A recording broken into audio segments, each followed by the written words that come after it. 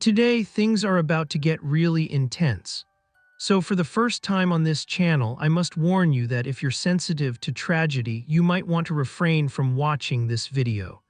For those who wish to stay, welcome to my channel where I cover real crimes and strange phenomena.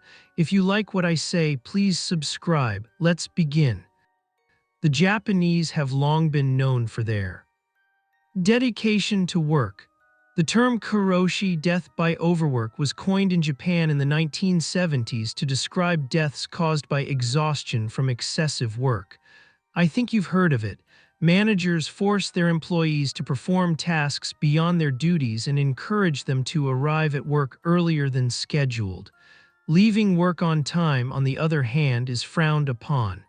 When deadlines are pressing, it's considered perfectly normal to sleep at work. Despite the negative impact on society and the collective mental health of Japanese workers, this unhealthy tradition persists to this day. And sometimes they say that bad experiences are also experiences. Ultimately, you analyze your mistakes and move on, keeping in mind what you've learned. But some mistakes are so devastating that you can only watch in horror as everything slowly collapses. In 1999, a combination of negligence, corporate greed, and complete disregard for worker safety resulted in unimaginable suffering for one person. On the morning of September 30, 1999, technician Hisashi Ouchi, his colleague Masato Shinohara, and their supervisor Yutaka Yokokawa arrived at the Tokaimura nuclear power plant. It was a completely normal workday. I'm not a chemist or physicist, but I'll explain to you how I understood it. One of the plant's facilities was dedicated to processing uranium. This was then processed into fuel rods that were used in other nuclear power plants and reactors. There was no personnel specially trained for this task. This work was done by whatever technicians had time. The process was strictly regulated. What had to be transferred into which container and when and for how long did everything have to be mixed? 3 years before the tragedy, the company changed the official procedure so that the uranium nitrate solution could now be prepared manually in stainless steel containers, rather than as before by placing the ingredients in a special container to dissolve. This was illegal to say the least and contrary to government regulations.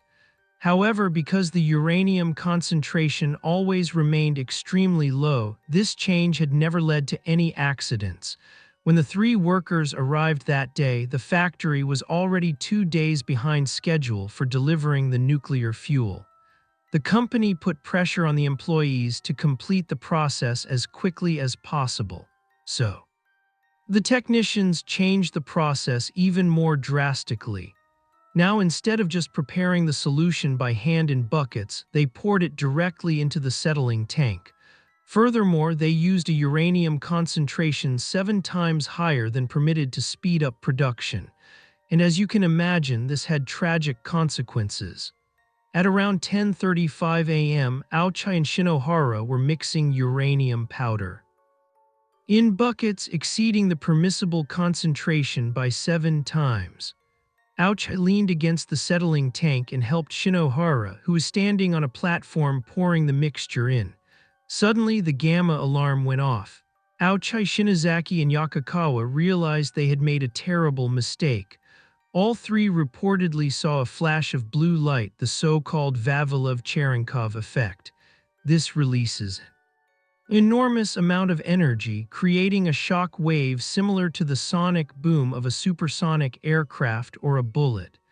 This confirms that an uncontrolled chain reaction had taken place, contaminating the room with lethal doses of gamma rays. Ouchi, who was closest to the explosion site, received the highest dose. Shinohara, who was next to standing there, received slightly less. Yokokawa was sitting at his computer several meters away from them and therefore received the lowest dose of radiation. To illustrate, the internationally accepted limit for radiation safety per person per year is 20 millisieverts. The lethal dose is 5,000 millisieverts. Ouchi received 17,000 millisieverts of radiation in one moment, which is 3 times the lethal dose. Shinohara received 10,000 and Yokokawa 3,000. 3 men immediately ran but could not get far. Ouchi and Shinohara immediately felt a burning pain all over their bodies. They became nauseous and had difficulty breathing. Yokokawa also felt the effects, although not as severely. Ouchi entered the locker room where he vomited and fell unconscious on the floor. The factory was immediately evacuated to repair the damage and prevent radiation. The exposure to other employees. Ouchi, Shinohara, and Yokokawa were taken to the National Institute of Radiation Research in Chiba. However, due to his critical condition, Ouchi was quickly transferred to the University of Tokyo Hospital, where better qualified staff and more modern equipment were available for his treatment. On the evening of September 30, Ouchi arrived at the University of Tokyo Hospital. He was brought in on a stretcher and placed in a private room in the intensive care unit. There, he was cared for by a nurse. She noted that, apart from his swollen hand and what appeared to be recently burned skin, the man appeared well. He was alert, talkative, and friendly. One of the nurses even said that she thought he could have been discharged home that same day. Unknowingly, they were laying the foundation for one of the most horrific deaths in history. When doctors learned that Ouchi had suffered an accident at a nuclear power plant, they examined his bone marrow to determine the cause. What they discovered horrified them. The doctors realized that Ouchi was no ordinary case. The human body is made up of countless cells that die but are replaced by new ones over time. This is made possible by our body's chromosomes, which dictate the regeneration process. If the chromosomes aren't functioning properly, a person simply can't survive. Ouchi's chromosomes were so badly damaged by the radiation blast that his samples looked like soup. Some of them shattered into pieces like glass, flying in all directions and becoming almost impossible to identify. Some were abnormally fused together. There were simply no blueprints left for cell replication and repair, and the chromosomes had become unusable. The doctors simply couldn't believe what they were seeing. If the damage was so severe, why did Ouchi, according to the nurses, appear healthy and in excellent spirits? Well, the doctors agreed that the man was in a ghost state, a period of health that can last from several hours to several days, depending on the body's response to the radiation poisoning. Before the explosion, Hisashi's cells were still functioning, so the health he displayed upon arrival at the hospital was short-lived. Once the radiation poisoning began to take effect, everything would change. Simply put, he was a time bomb and his terrible ordeal was about to begin. In addition to the loss of chromosome functionality, the man's white blood cell count dropped dangerously low, making him extremely vulnerable to infection and disease. To improve the situation, the attending chief physician, Dr. Kazuhiko Mikawa, ordered him to be moved to a sterile room where he would be constantly protected from external pathogens and bacteria. After eliminating the possibility of infection, Dr. Mikawa realized that to give the patient a chance of survival, his body needed to be supplied with healthy chromosomes that could cause his body to produce cells again and regenerate. He then decided to try an experimental cancer treatment. A procedure called hematopoietic stem cell transplantation was required. Healthy bone marrow cells would be removed from a donor and transplanted into Ouchi. The healthy cells would be transferred to his bone marrow and ideally enable him to produce his own healthy cells again. The only limitation to this then cutting-edge treatment method was that the donor had to be immunologically compatible. Fortunately, Hisashi had a sister whom the doctors deemed suitable and the operation could proceed. The family was concerned that Ouchi was the first patient in the world to receive such a treatment. Knowing full well the damage the radiation had caused to his body, Dr. Mikawa made sure the family could see him daily. He knew that false hope would exacerbate an already difficult situation and wanted his family to see the changes and prepare for the worst in advance. The man himself didn't seem to grasp the gravity of his situation. 1 of the nurses noted that he once asked, "I thought I could be discharged from the hospital in about a month, but it's going to take longer, isn't it?" Later, after his radiation treatment, he asked, "With that kind of radiation, is there a risk of developing leukemia or something else?" Ouch, I didn't know that he simply wouldn't have enough time to develop leukemia. Over time, physical symptoms of radiation poisoning also appeared. Ouchi's skin lost its elasticity and began to peel off. The doctors noticed that when he removed the medical tape, large pieces of skin peeled off, so they stopped using it and stopped using anything at all. Later, his lungs filled with fluid and he had difficulty breathing. By this time, he was already finding it difficult to move and even speak. However, his will to live seemed undiminished. He continued to smile and tell his wife, "I love you." According to the nurses, this was very moving. Soon, as fluid steadily accumulated in his lungs, Ouchi completely lost the ability to breathe. Doctors then decided to put him on a ventilator. An endoscopy was also performed, which revealed that the intestinal lining, a surface critical for absorption, digestion, and even protection against microbial infections, had died and was peeling off. Without it, humans cannot absorb nutrients from food or absorb water. Ultimately, such a loss of fluid and nutrients can lead to dehydration or starvation and ultimately death. But as it turned out, death would have been far better than what Oucha had to endure over the next few days.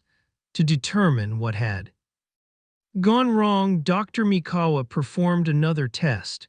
He found that the healthy chromosomes that had been transplanted into his body were now also damaged by the radiation.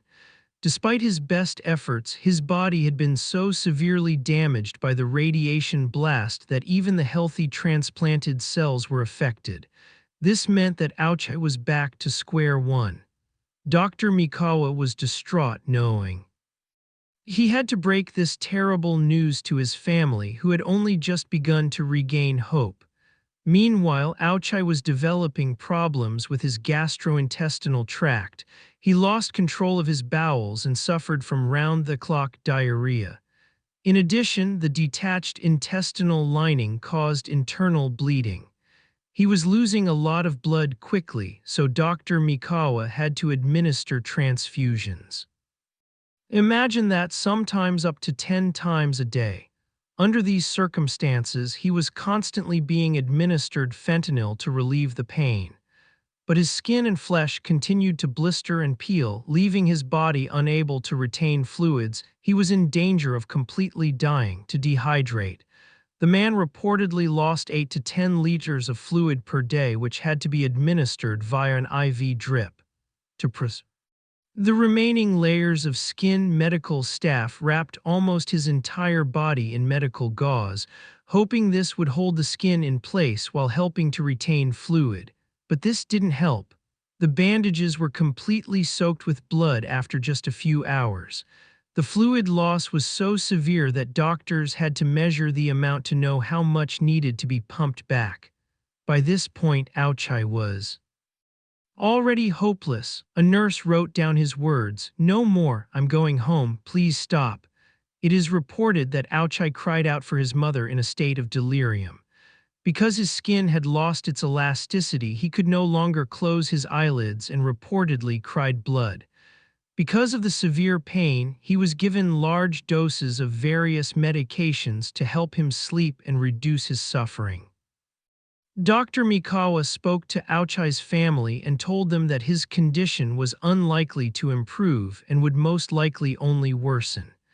The family begged him to do whatever he could to save Ouchi's life, but the only thing he could attempt was a massive skin graft using lab-grown skin.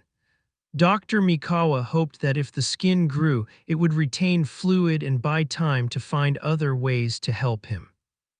Unfortunately, due to the massive fluid loss from the open wounds, the skin did not grow back and quickly fell off. 2 months had passed since Ouchi was admitted to the hospital. He received repeated blood transfusions, skin grafts, and stem cell transplants. He was on a ventilator, his skin was rotting, and his eyes couldn't even close while he slept because he had no eyelids. Blood flowed from his intestines, and he was in constant burning pain, but he was alive. The massive blood loss and constant blood transfusions had a secondary effect. Ouchi's heart beat at a rate of over 120 beats per minute, like running a marathon. The strain on the heart muscle was simply catastrophic, and then it stopped. The doctors had no orders not to resuscitate him, so they were simply obligated to do whatever it took to bring him back to life. They quickly performed CPR and his heart began beating again, but then it stopped again. The team administered cardiac medication, and after stopping and restarting 3 times, his heart returned to a steady but very rapid beat. The stopping and restarting of the heart had a negative impact on Ouchi's brain and kidney function. The overall function of his organs began to decline. When his family visited him, he didn't even recognize them, and he probably didn't understand anything at all. At this point, his survival depended entirely on medical devices. Ouchi's immune cells became abnormal and attacked his remaining healthy leukocytes. Within a short time, he had run out, and even a common cold could have killed him within hours. On the 81st night after his admission to the hospital, Dr. Mikawa gathered the family and informed them that Hisashi Ouchi could not be saved, and that if his heart stopped again, it should not be resuscitated. The family agreed and signed a non-resuscitation order, hoping to spare him further suffering.